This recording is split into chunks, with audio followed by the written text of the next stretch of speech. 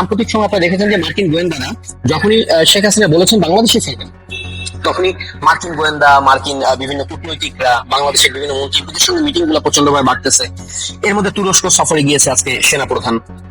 এই তুরস্ক হচ্ছে শেখ হাসিনা সরকারকে হটানোর জন্য, এই দেশে একটা মৌলবাদী রাষ্ট্র গঠনের জন্য, কারণ পৃথিবীতে যেই দেশগুলায় জঙ্গিদেরকে অন্যতম সমর্থন দেখা যে সেটা হচ্ছে তুরস্ক। পুরো পৃথিবীতে যেসব দেশে জঙ্গির বিস্তার ঘটছে আপনারা দেখবেন সেই দেশগুলোর মধ্যে তুরস্কের একটা প্রভাব রয়েছে। শেখ হাসিনা এই দেশটাকে মৌলবাদী রাষ্ট্র বানাতে দেয়নি, জঙ্গি রাষ্ট্র বানাতে দেয়নি।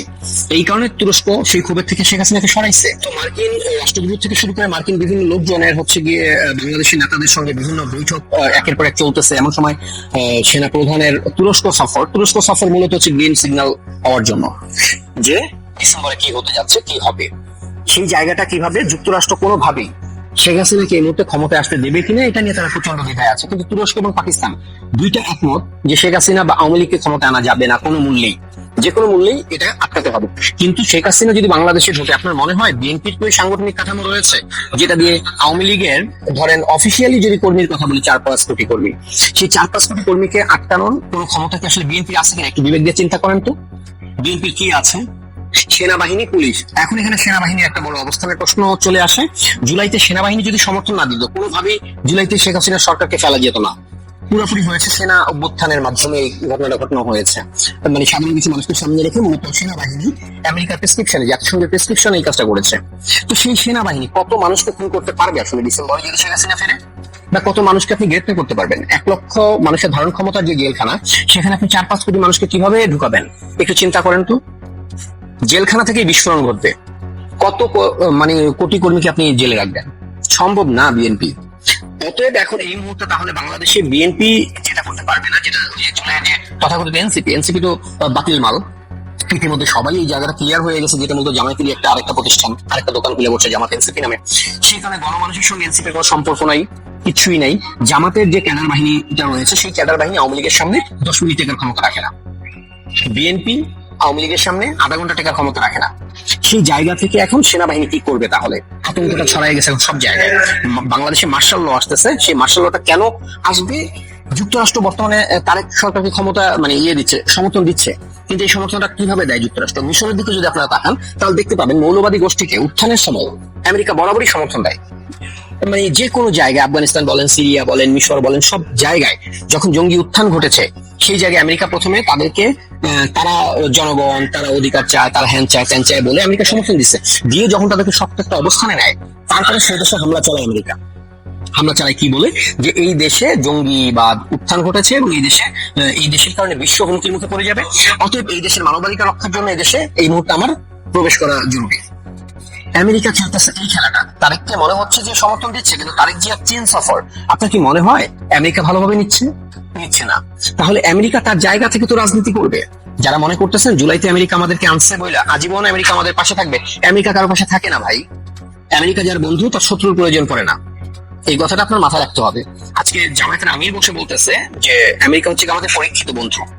হ্যাঁ, 71 সালে যে আমেরিকা বাংলাদেশের স্বাধীনতার বিরোধিতা করছে, সেই আমেরিকা নাকি 71 সাল থেকে জামায়াতের পরীক্ষিত বন্ধু। জামায়াতের তো বন্ধুই, কারণ জামায়াত ছিল স্বাধীনতা বিরোধী, আমেরিকাও ছিল স্বাধীনতার বিরুদ্ধে। অতএব এই দুটো তো বন্ধুই।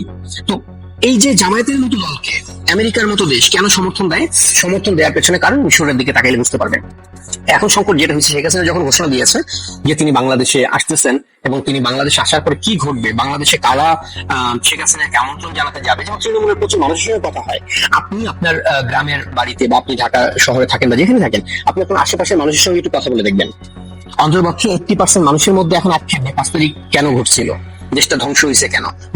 মানুষ রাজনীতি বোঝে না, কিন্তু মানুষ চাঁদাবাজিটা বোঝে, মানুষ খাবারের দামের কথা বোঝে, বাজারে পণ্যের দাম কি রকম চলতেছে সেটা সাধারণ মানুষ বোঝে। অতএব সাধারণ মানুষ হাহাকার করতেছে এখন। এবং সাধারণ মানুষের সঙ্গে আপনি কথা বললে একটু বুঝতে পারবেন যারা রাজনীতি করে না, যে তাদের প্রত্যেকের কথা শেখের বেরিকে দরকার। এই পরিস্থিতি দাঁড়ায়া সেনাপ্রধান এইটুকু বুঝে গেছে যে এই মুহূর্তে ডিসেম্বরে যদি শেখ হাসিনা দেশে ঢোকে, তাহলে শেখ হাসিনাকে আটকানোর কোনো ক্ষমতা আসলে নাই। এবং আন্তর্জাতিক চাপ বলেন, অনেকে স্বপ্ন দেখতেছে শেখ হাসিনা ফাঁসি দিয়ে দেবে। আন্তর্জাতিক রাজনীতি যারা বোঝে, যারা ধরেন বিশ্ব রাজনীতির কি বলে মোচর গুলা দেখছে, তারা প্রত্যেকেই স্বীকার করে শেখ হাসিনাকে ফাঁসি দেওয়া অসম্ভব ব্যাপার। শেখ হাসিনাকে জেলখানায় নেওয়াটাও অসম্ভব ব্যাপার হয়ে দাঁড়াবে যদি তারেক জিয়ার এই সরকার থাকে বা জামাতপন্থীরা যদি এভাবে উন্মুক্ত থাকে। সেনা প্রধান এই মুহূর্তে তুরস্ক সফরে গিয়েছে। সেনা প্রধানের সঙ্গে এর আগে মার্কিন কূটনীতিকের মিটিং হয়েছে, আপনারা দেখেছেন। এই পুরো বিষয়টা এখন সাজানো হচ্ছে যে ডিসেম্বরে শেখ হাসিনা আসবে, সেখানে লক্ষ লক্ষ মানুষ রাস্তায় নেমে আসবে শেখ হাসিনার পক্ষে, তাদেরকে কিভাবে দমাবে। কারণ আমেরিকা পেছনে থাকলেও আমেরিকা কখনোই সেই দেশের মানুষের বিরুদ্ধে যায় না, কারণ আমেরিকাকে ব্যবসা করে খাইতে হয়। অতএব যদি আওয়ামী লীগের পক্ষে যদি কয়েক লক্ষ লোক মাঠে নেমে যায়, আমেরিকা চুপ হয়ে যাবে, পেছন থেকে সরে যাবে আমেরিকা। এটাই আমেরিকার আজীবনের রাজনীতি। সেই জায়গা থেকে সেনাবাহিনী কতজনকে খুন করে। বর্তমানে সেনাবাহিনী যে তুরস্ক সফর, এটা মূলত মার্শাল ল এর একটা প্রিপারেশন। যখন শেখ হাসিনা দেশে ঢুকবেন, আওয়ামী লীগের লোকজন মাঠে নেমে যাবে, মুখোমুখি দাঁড়িয়ে যাবে দুইটা পক্ষ। এক হচ্ছে মুক্তিযুদ্ধের পক্ষের শক্তি, আর একটা মুক্তিযুদ্ধের বিরুদ্ধে শক্তি।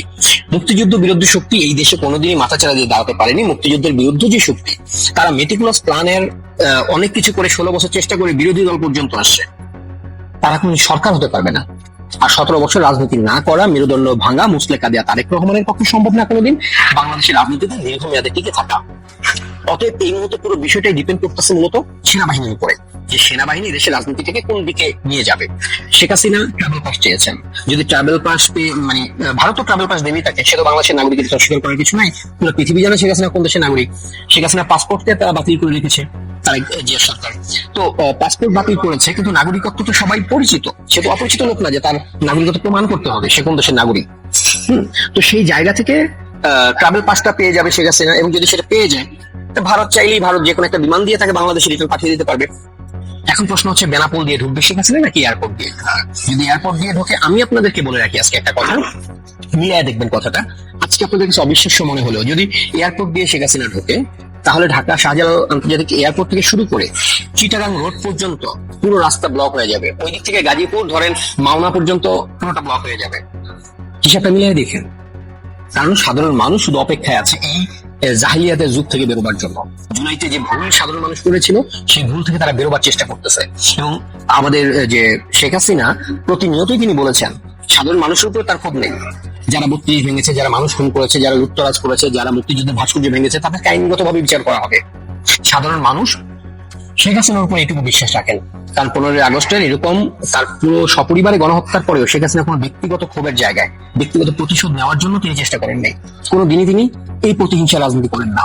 অর্থাৎ সাধারণ মানুষ এখনো বিশ্বাস করেন শেখ হাসিনা দেশে ফিরবেন, দেশের হাল ধরবেন, এবং সেই জায়গাটায় সাধারণ মানুষ তার পাশে থাকবেন।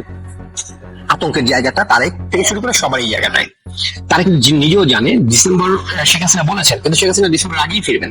শেখের বেটি যেটা বলে সেটা তার মানে একদম ফাইনাল ডেডলাইন। সেই ডেডলাইনের আগেই তিনি ফিরবেন, ডিসেম্বরের আগেই শেখ হাসিনা দেশে ফিরছেন। এই ফেরাটা ঠেকানোর জন্য এই মুহূর্তে একটা মাত্র উপায় আছে সেনাবাহিনীর হাতে, সেটা হচ্ছে মার্শাল ল জারি করা। আর যখন শেখ হাসিনা ঢুকবেন, যখন লক্ষ লক্ষ মানুষের স্রোত নামবে পথে, সেই সময় কি ভাবে আটকাবে? সেই সময় একমাত্র আটকানোর পথ হচ্ছে গিয়ে সেনাবাহিনী ক্ষমতা দখল, আবার 111-এর মতো পরিস্থিতি তৈরি হবে। এবং সেই জায়গাটায় মুক্তিযুদ্ধের পক্ষের মানুষগুলোকে কতটা মানে কি বলে যে আটকে রাখতে পারবে, সেটা এখন পর্যন্ত বলা যাচ্ছে না। সেই আতঙ্ক থেকে সেনা প্রধান এই মুহূর্তে তুরস্ক সফর করতেছে। তুরস্কে সেখানে মার্কিন একজন গোয়েন্দা কর্মকর্তা রয়েছেন, কি যেন নামটা দেখলাম নিউজে, তার সঙ্গে একটা বৈঠক হবে সেখানে। তার এই বৈঠকগুলোর মাধ্যমে সে মূলত 111-এর মতো আরেকটা সেনা শাসিত সরকারের দিকে যাচ্ছে, মার্শাল ল দিকে যাচ্ছে। এটা খুব সুন্দরভাবে এটার একটা সূক্ষ্ম পরিকল্পনাও চলতেছে, কিভাবে করে সেনাবাহিনী ক্ষমতা দখল করবে। শেখ হাসিনাকে হত্যা করা যারা ভাবছেন খুব সহজ, তারা এখনো ভুলে আছেন। শেখ হাসিনাকে হত্যা করাটা যদি এতই সহজ হতো, 5 তারিখে হত্যা করা হতো। শেখের বেটি পুরো পৃথিবীর কাছে গ্রহণযোগ্য একজন নেত্রী, যাকে এশিয়ার আয়রন লেডি বলে ডাকা হতো আন্তর্জাতিক ভাবে, তাকে আপনি হত্যা করে ফেলবেন আর পুরো বিশ্ব তাকিয়ে দেখবে। ভাই, দিল্লি, ওয়াশিংটন, ঢাকা রাজনীতি অনেক দূর, বেইজিং এর রাজনীতি অনেক দূর, রাশিয়ার রাজনীতি অনেক দূর। যারা ভাবেন যে বাংলাদেশে বসে মতো আমরা এটা করি সেটা করি, এতেই বোধহয় রাষ্ট্র পাল্টায় দেয়, কিচ্ছু হয় না। যদি 5 তারিখে যদি পেছনে যদি তুরস্ক, পাকিস্তান, আমেরিকা থেকে শুরু করে সবাই মিলে চেষ্টা না করতো, আমেরিকা যদি মেটিকুলাস প্ল্যান ডিজাইন না করতো, তাহলে বাংলাদেশের এই জামাত শিবির, জামাতের নেতারা তো প্রকাশ্যেই বলে যে আমরা যে আন্দোলনে ছিলাম এটা যে আমাদের আন্দোলন, সেটা কাউকে বুঝতে দেইনি আমরা। হ্যাঁ, তো এই তো মুখোশ পরে ওদেরকে বারবার এইভাবে আসতে হবে প্রতারণামূলক ভাবে। কিন্তু বাংলাদেশে আওয়ামী লীগ প্রতারণামূলক ভাবে আসে না। আওয়ামী লীগ ঘোষণা দেয় ডিসেম্বরে আসবো, রেডি থাক। আওয়ামী লীগের নেত্রী ঘোষণা দেয় কতগুলো জেলখানা বানাইতে পারো বানাও, আসতেছি। এটাকে বলে হিম্মত, এটাকে বলে কলিজা। যারা আজকে জামাতের পা চাটতেছেন, জুলাই যোদ্ধাদের পা চাটতেছেন, আপনাদের বাপেরা পারলে জুলাইতে একবার বলতো যে আমরা আসলে এরা। দেখতাম বাংলাদেশের কয়জন নাগরিক, মানে ওদের পক্ষে আসার কথা না, সাধারণ মানুষ পিটিয়ে রাস্তার সঙ্গে মিশিয়ে ফেলাইতে এদেরকে। অতএব এদেরকে বরাবর মুখোশ করে নামতে হয়, আওয়ামী লীগকে মুখোশ করে নামতে হয় না। সেনাপ্রধান এই মুহূর্তে একটাই মাত্র উপায় আছে, সেনাপ্রধান থেকে শুরু করে সেনাবাহিনীতে জুলাই ষড়যন্ত্রে জড়িত যে অফিসাররা, পাকিস্তানপন্থী, পাকিস্তানের যে রাজাকারের বাচ্চা যে সেনা অফিসাররা আছে, তাদেরকে সহকারে ওয়াকার নিজে বাঁচার জন্য একটা মাত্র উপায় আছে, সেটা হচ্ছে গিয়ে মার্শাল ল। বাংলাদেশ ডিসেম্বরে মার্শাল লতে যাচ্ছে লিখে রাখেন, কারণ বাংলাদেশ আওয়ামী লীগকে ঠেকাবার ক্ষমতা এদের কারো নাই।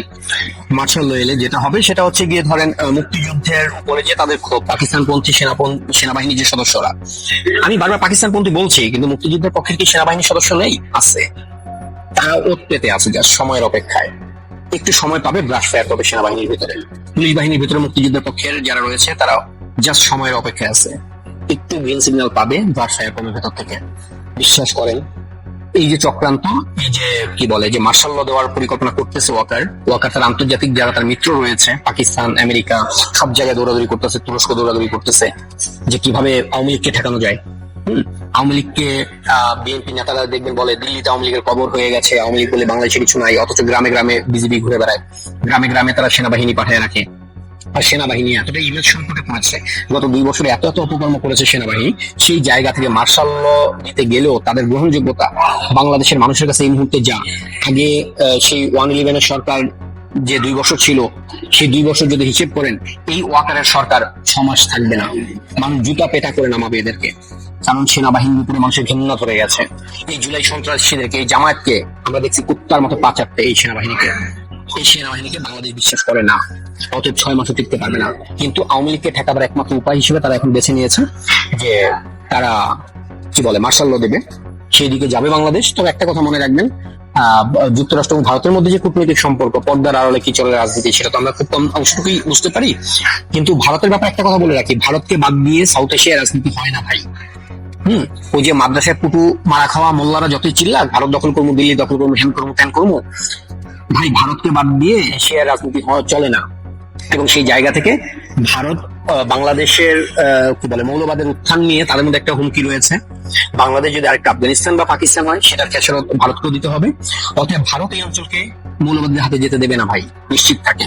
যুদ্ধ করবেন, ওই যে তারেক জিয়া যুদ্ধ বিমান কিনতেছে আমেরিকার কাছ থেকে, এই যুদ্ধ বিমানটা কিচ্ছু হবে না ভাই। এই যুদ্ধ বিমান শুধুমাত্র আমেরিকার কাছ থেকে কিনে আমেরিকার টাকা দেওয়ার একটা চুক্তি মাত্র।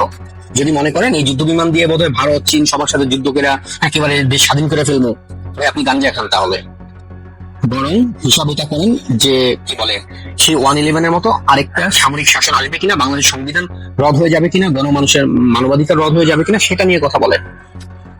ডিসেম্বরে শাকের বেটি আসছেন, যদি কেউ পারে ঠেকাক, দেখা যাবে কে ঠেকাতে পারে।